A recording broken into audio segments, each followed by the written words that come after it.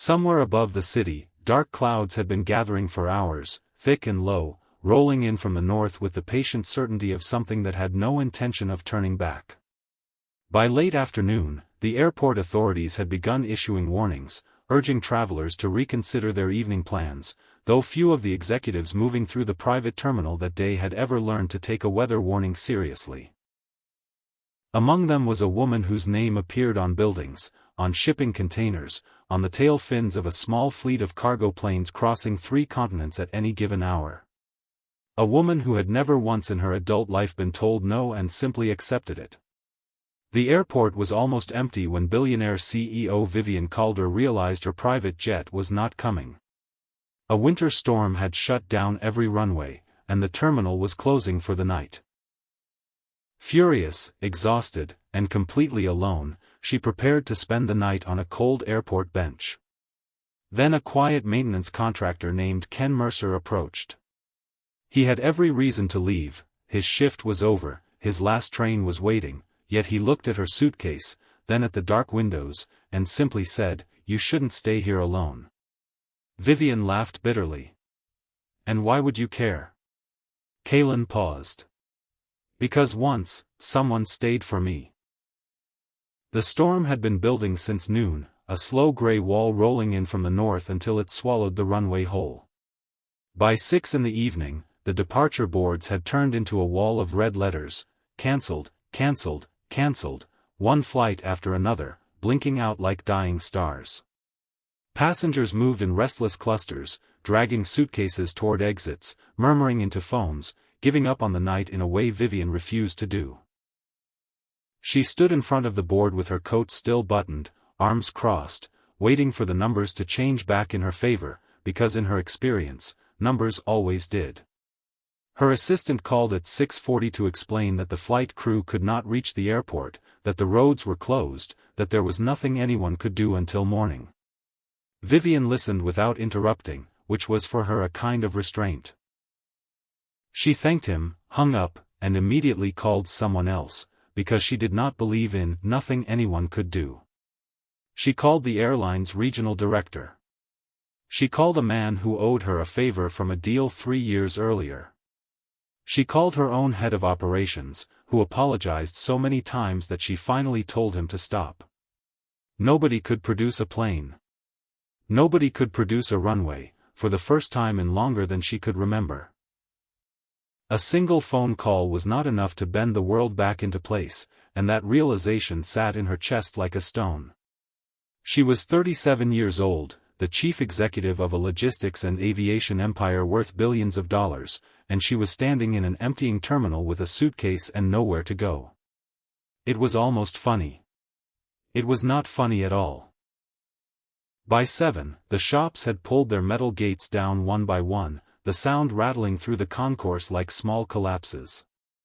The coffee stand closed, the newsstand closed, a cleaning crew swept past her with a cart of supplies, none of them meeting her eyes because to them she was simply another stranded traveler, not a name on the cover of a business magazine.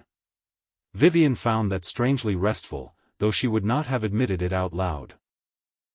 She pulled her suitcase toward the far end of the gate area, where the chairs were bolted in rows beneath a bank of dark windows, and sat down like a woman preparing to wait out a war. That was when she saw him. He was not dressed like anyone she was used to giving orders to, no suit, no name badge polished to a shine, only a gray technical uniform with a company patch half worn away, and a toolbox in one hand that looked like it had traveled more miles than most of her executives. He walked with the unhurried pace of a man who had nowhere urgent to be, which struck her as strange, because everyone in her world always had somewhere urgent to be. He did not look at her the way people usually did, with that flicker of recognition and calculation. He simply looked at her the way he might look at a locked door he needed to check before going home. "Are you the overnight staff?" she asked, more out of habit than curiosity. He shook his head. "No," he said. "I just got off shift." He kept walking, and for a moment she assumed that was the entire conversation, that he would vanish through the far doors the way everyone else had, leaving her alone with the hum of the emergency lighting and the wind pressing against the glass. Instead, he stopped near the heating vent, crouched down, and studied it with the quiet focus of a man reading a language only he understood. "This section is going to get cold in about an hour," he said, not turning around. "How would you know that?" she asked, unable to keep the skepticism out of her voice. "I'm the one who fixes it," he said simply, standing and brushing off his knees. He walked back toward her, set his toolbox down, and without ceremony placed a heavy work jacket on the seat beside her. "If you're staying," he said, "don't sit here." Vivian looked at the jacket, then at him, then at the jacket again, and for the first time in years, she genuinely did not know how to respond. Curiosity, once it took root in Vivian, was not easily uprooted, and within a few minutes she found herself asking why he was still in the building at all. He explained that he was doing a final check before heading home, walking the gates one last time out of habit rather than obligation. "Don't you have someone waiting for you?" she asked, expecting a simple yes, a wife, a child, an ordinary life waiting on the other side of the storm. He was quiet for a beat too long.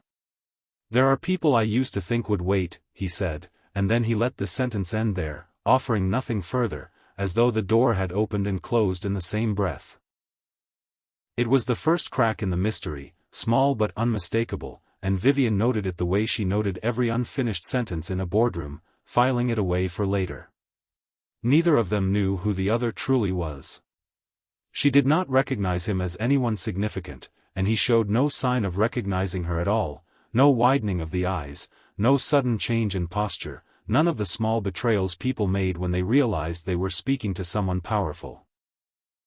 It gave the conversation an unfamiliar honesty, the kind she had not experienced in longer than she cared to admit. She complained almost without meaning to about how poorly the airport seemed to be run, how absurd it was that an entire operation could grind to a halt over one storm. He did not agree with her, and he did not flatter her either. "The system isn't badly run," he said. "It's been tampered with from the inside." The words landed harder than she expected, and she straightened in her seat. "What do you mean? Someone sabotaged it?" "I'm saying something doesn't add up," he said, choosing his words like a man who had learned the cost of choosing them carelessly. "Do you have proof?" she pressed, unwilling to let the thread go. "If I had proof," he said, looking at her directly for the first time, "I wouldn't still be working here." Before she could ask what that meant, the lights along the concourse died all at once, the terminal folding into a darkness so sudden it felt physical. Vivian flinched, one hand flying out instinctively, and in the black, Kalen's hand closed around her wrist, pulling her a step back from where she stood. "Don't move," he said, low and certain, and a heartbeat later a small explosion cracked somewhere down the technical corridor, sharp and close enough to rattle the windows. He moved toward the sound before the echo had even faded, and Vivian, against every instinct that told her to run the other way, followed him. In the beam of his flashlight, they found an access panel torn open, wires pulled loose with a precision that had nothing to do with weather or age. It was not an accident, and Vivian understood that immediately, the way she understood a falsified balance sheet the moment her eyes touched it. Kalen crouched beside the panel, running his fingers along the edges without touching the wires themselves, reading the damage like a man reading a wound. It became clear in the minutes that followed that his knowledge went far beyond what any ordinary maintenance contract required. He spoke about the backup power grid, the heating distribution lines, the building's original architecture, the airport security protocols, and the exact signatures a tampered system left behind, all with the fluency of someone who had once designed such systems rather than merely repaired them. "What did you do before this?" she asked, watching him work. "A lot of things," he said. "Such as?" she pressed. "Things I try not to remember," he answered, and closed the panel without another word. While he worked, Vivian pulled out her phone and searched his name, more out of instinct than plan, the same instinct that had built her company from nothing. Kalen Mercer surfaced once, buried in an old aviation technical report from years earlier, but the file around it had been scrubbed almost entirely clean, leaving only fragments. A name, a date, a redacted line where a conclusion should have been. It was the kind of erasure she recognized from her own industry, the kind that took resources and intention, not neglect. At the same moment, Ken noticed a single security camera still drawing power along the corridor, one of the few systems the storm and the sabotage together had not managed to kill. He pulled up the feed on a small handheld unit clipped to his belt, scrolling back through the last hour. The footage showed a figure entering the technical corridor minutes before the failure began, face angled carefully away from the lens, features unreadable in the grain. But Ken did not need the face. He recognized something else entirely, something in the way the figure moved, a gait he had spent years trying to forget. "That's not airport staff," he said quietly, replaying the clip a second time. "You know him?" Vivian asked, watching his jaw tighten. Kalen stared at the frozen frame a long moment before answering. "I thought he was dead," he said, and the words hung in the dark corridor like something that had been waiting years to be spoken aloud. Vivian called Gideon Vale immediately, her fingers moving fast across the screen even as her pulse refused to slow. She told him about the explosion, the tampered panel, the figure on the camera, expecting the calm, measured voice she had known for a decade. Instead, Gideon's words came too fast, too urgent, insisting she leave the airport at once, offering no explanation for how he already seemed to understand the shape of what had happened. Ken listened without interrupting, his expression unreadable, and said nothing until the call ended. "You think he's lying?" Vivian asked, watching Kalen's face for confirmation she was not sure she wanted.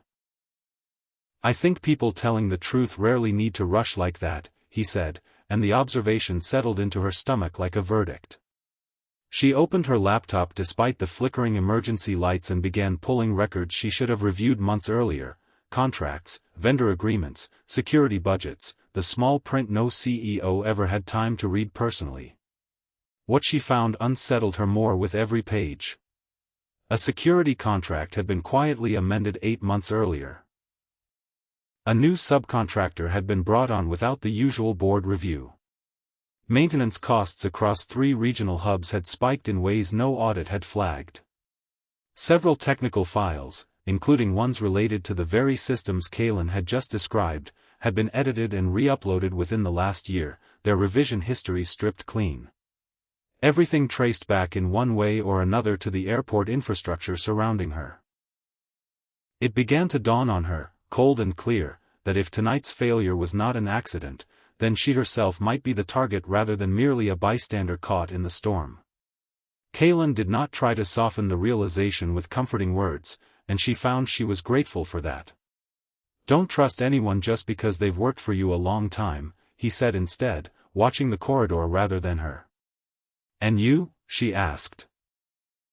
"You shouldn't trust me either," he said, and for a moment neither of them looked away. It was then that she found it, buried 3 folders deep, a document bearing her own signature on an authorization she had never signed. She stared at it for a long moment, zooming in on the small looping mark she had used since business school, a signature she knew as well as her own face in a mirror. It was close. It was very close. But it was not hers. The realization settled over her like the cold finally creeping through the broken heating vent. For a while, neither of them spoke, and the silence in the corridor was its own kind of conversation, thick with things neither one had decided to share yet. Vivian studied him in the low emergency light, the set of his shoulders, the way his hands stayed steady even when his voice had not. She had built a career reading people across conference tables, sensing weakness before it surfaced, and yet she found she could not read him at all, not fully, and that unsettled her more than she expected it to. She thought of the men who usually surrounded her, the board members who agreed with her before she had finished a sentence, the suitors who had courted her for her name long before they had courted her for anything else. None of them had ever looked at her the way Ken did in that corridor, without calculation, without the small performance of deference she had grown so used to that she rarely noticed it anymore. It was almost disorienting, being looked at plainly. Vivian finally pressed him for the truth, refusing to let the conversation drift any further into vague half-answers. Kalen set down his tools, sat across from her in the dim emergency light, and for the first time that night allowed the story to surface completely. Years earlier, he explained, he had been a senior systems engineer for a major aviation contractor, the kind of engineer whose signature meant a plane was safe to fly. He had discovered a critical flaw buried deep in a flight control system, a flaw that, left unaddressed, could cost lives. He reported it through every proper channel available to him, filing reports, requesting reviews, escalating the warning past supervisors who told him to wait. No one listened, or rather, everyone listened just long enough to decide it would be cheaper to ignore him. Months later, the failure he had warned about occurred, an accident that made headlines for exactly one news cycle before the world moved on to something else. In the aftermath, someone had to be blamed, and it was easier, cleaner, and far less expensive to blame the engineer who had raised the alarm than the company that had silenced him. His career ended within weeks. His name was quietly removed from records. His warnings were buried under paperwork designed to make it look as though he had never sent them at all. He left the industry entirely, took work that asked nothing of his past, and built a life so small and so quiet that no one would ever think to look for the man he used to be. Vivian listened without a single interruption, something she rarely allowed herself to do, because interrupting had always felt like control, and for once she did not want control. She wanted the truth. As he spoke, she began to recognize the name of the aviation contractor from his story, a name that intersected, however distantly, with an old acquisition her family's company had made years before she took over as chief executive. It was not proof of anything yet, only a thread. But threads had a way of becoming ropes in her line of work. "Why have you never told anyone this?" she asked quietly. "Because the last time I told the truth," he said, "I lost everything that mattered to me." "Did you stay tonight out of pity?" she asked, needing to know, needing the answer to be something other than obligation. "No," he said without hesitation. "Then why?" she pressed. "Because I know what it feels like to be left behind by everyone who had a reason to walk away," he said, and something in his voice made the words land somewhere far deeper than politeness. It was the turning point neither of them had planned for, the moment Vivian stopped seeing him as an employee doing his job and started seeing him as a man who had lost nearly everything and somehow kept his integrity intact. She realized, watching him in the low light, that she had never once had a conversation like this with anyone in her own company, not with executives who owed her their careers, not with colleagues who had known her for 20 years. There was something almost unbearable about being seen so plainly by a stranger, and something equally unbearable about how much she did not want the feeling to end.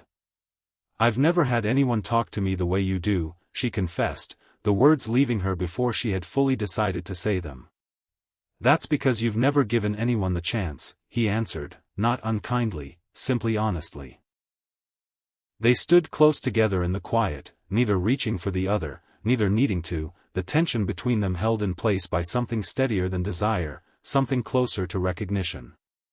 It was interrupted, as such moments often are, by the sudden buzz of Vivian's phone regaining a single bar of signal. Gideon's voice came through immediately, tight and urgent, telling her she needed to leave the building right now.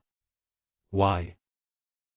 she asked, watching Kalen's expression harden as he listened. "Because," Gideon said, "the man standing next to you is the reason you're trapped in there at all." Vivian felt the accusation land like a blow, and for one unsteady moment she allowed herself to consider it, to wonder whether the man beside her had orchestrated the entire night. Ken did not defend himself the way a guilty man might, with too many words or too much urgency. "If I were you," he said simply, "I would be suspicious of me, too." Doubt has a way of moving fast once it finds an opening, and for a moment Vivian allowed herself to imagine every version of the night that ended with Kalen as the architect of her ruin rather than her rescue. She thought of how conveniently he had appeared at the exact moment the terminal emptied, how easily he had known the building's every hidden system, how a man with nothing left to lose might also be a man with nothing left to fear. It was an ugly thought, and she hated herself a little for having it. But she had not built an empire by refusing to consider ugly thoughts when the situation demanded it. Kaylin seemed to sense the shift in her without needing to be told. The subtle change in the distance she kept, the new caution in her voice. He did not argue for his own innocence, did not list the reasons she should trust him, because he understood better than most people the futility of defending yourself to someone who has already decided to be afraid. Instead, he simply kept working, methodical and unhurried, letting the evidence itself carry whatever weight his words could not. They separated for a short while, each moving through the server room independently, Vivian poring back over the files on her laptop while Kaylin traced the building's internal network logs by hand. It did not take long before the truth surfaced, uglier and more deliberate than either of them had expected. Gideon had used Kaylin's old engineering credentials, dormant for years but never fully deleted from the company's legacy systems, to authorize a series of transactions no one else could easily trace. Kaylin had been shaped quietly and methodically into the perfect scapegoat, someone with a documented history, someone the public would believe capable of exactly this kind of sabotage, someone whose reputation had already been destroyed once before. Vivian understood then that Gideon's ambitions reached far beyond simply removing her from the picture for one night. The real goal was to force her, frightened and cornered, into signing over control of one of Calder Meridian's most strategic divisions before morning came. The storm had never been anything more than convenient cover. The sabotage in the terminal was not chaos at all, but a carefully built trap, and she had walked into the center of it without ever suspecting the danger came from inside her own company. Ken found the final piece of evidence only moments before the emergency lighting shifted, a low amber warning that meant someone had triggered the building's override sequence remotely. The locked doors along the concourse released all at once with a heavy mechanical groan, and a small group of unfamiliar figures moved into the terminal from the far end, silhouetted against the reflected light of the runway beyond the glass. Kaylin stepped forward and positioned himself slightly ahead of Vivian, not as a shield exactly, but as a statement. "This time I'm not running," he said, low and even, his eyes fixed on the approaching figures. Vivian stepped forward until she stood beside him rather than behind him, refusing the shelter he had offered without asking for it. "Then neither am I," she said, and for the first time that night, the fear in her chest felt less like panic and more like resolve. The figures crossing the concourse moved with the unhurried confidence of people who believed the outcome of the night was already decided, who assumed a frightened executive and a disgraced engineer would fold the moment real pressure arrived. Vivian recognized two of them from company events over the years, faces she had shaken hands with at galas, names she had signed off on without ever suspecting they belonged to anyone capable of standing in a locked terminal at 4 a.m. delivering silent threats. It was a particular kind of betrayal, seeing familiar faces arranged against her, and it steadied something in her chest rather than breaking it. What followed was not a fight in any conventional sense. No fists, no chase through darkened corridors, only two people using precisely what they had, wielded with precision under the worst possible pressure. Vivian activated the company's emergency override protocol from her laptop, a system built for exactly this kind of institutional crisis, one only a handful of executives even knew existed. Kaylin worked in parallel, rerouting power to the last operational security cameras, restoring footage he had watched fail hours earlier, capturing everything happening in the terminal in real time. Together they pushed the recovered evidence, the altered signatures, the falsified files, the footage of the intruder from earlier that night, onto an external server completely beyond Gideon's reach. It took less than 4 minutes, though it felt considerably longer, each second stretched thin by adrenaline and the knowledge that failure now would mean losing far more than a company. When the upload confirmed, Gideon's carefully built plan cracked wide open in front of the very people he had assembled to intimidate them.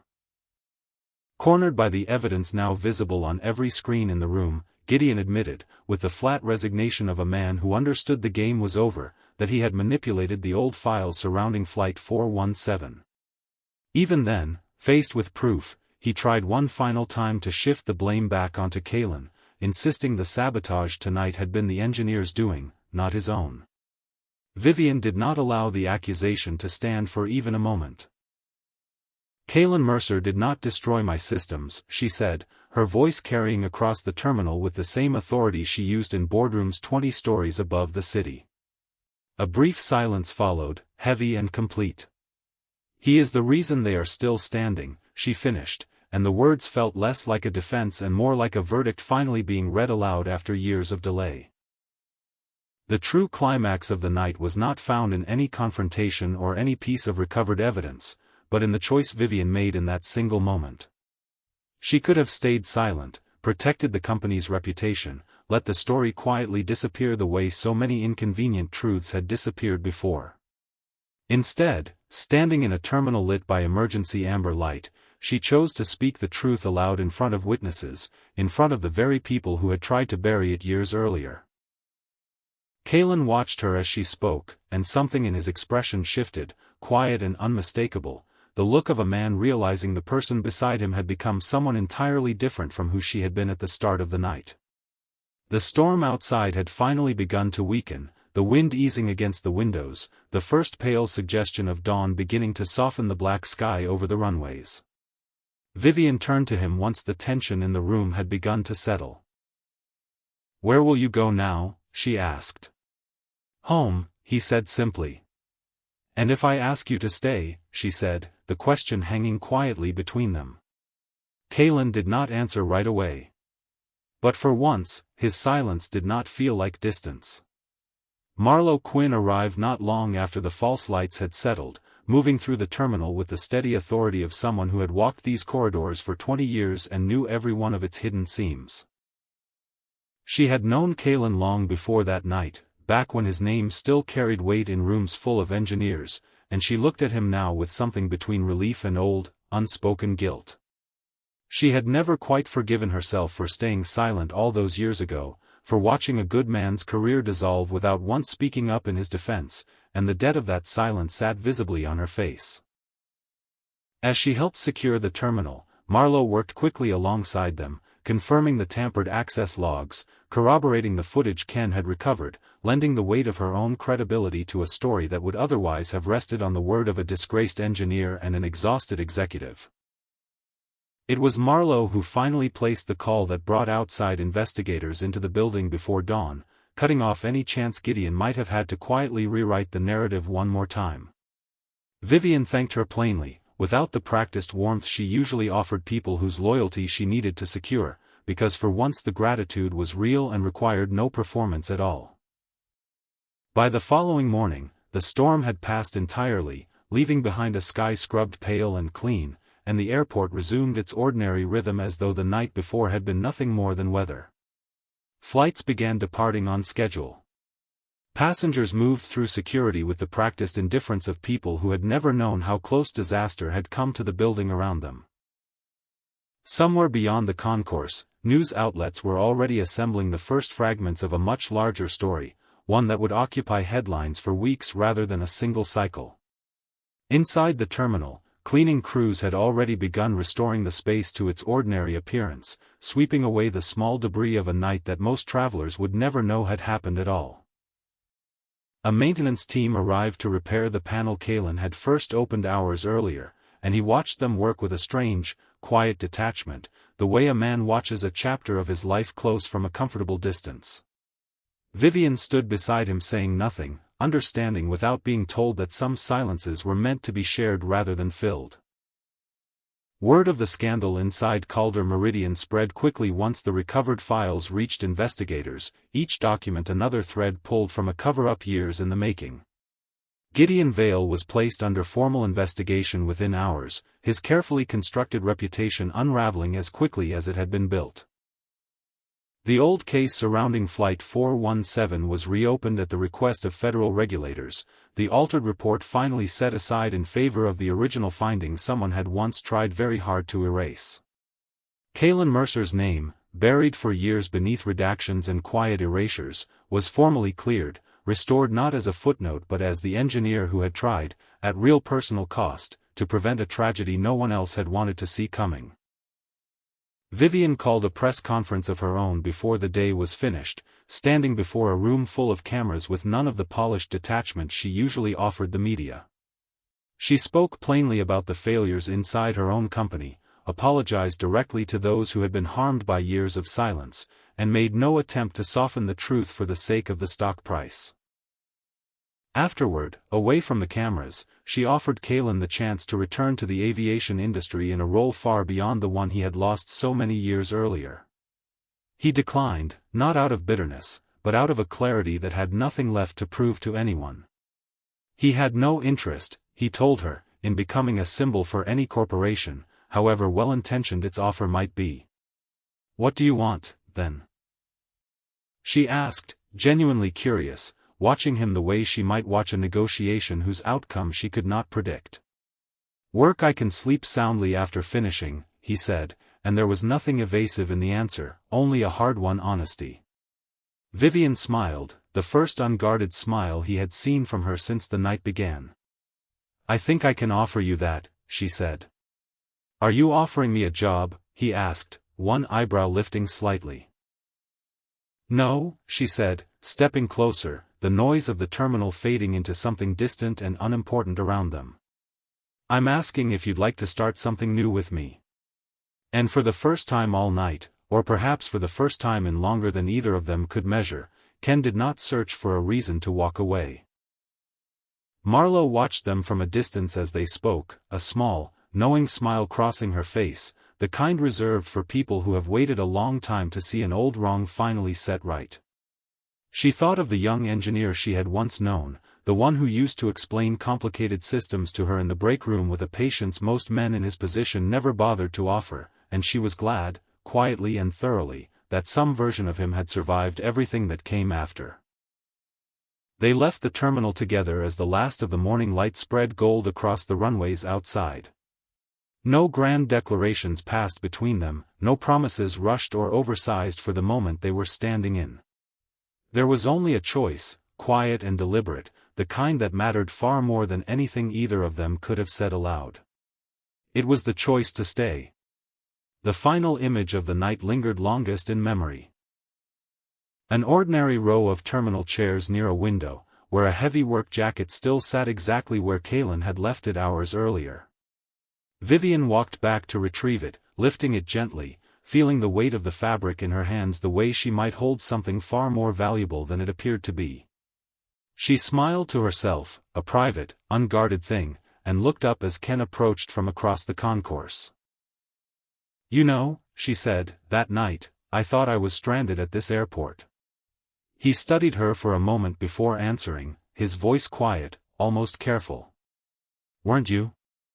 Vivian looked at him, then at the jacket still resting in her hands, then back at him again, letting the silence stretch just long enough to matter. "No," she said finally. "I think I was found."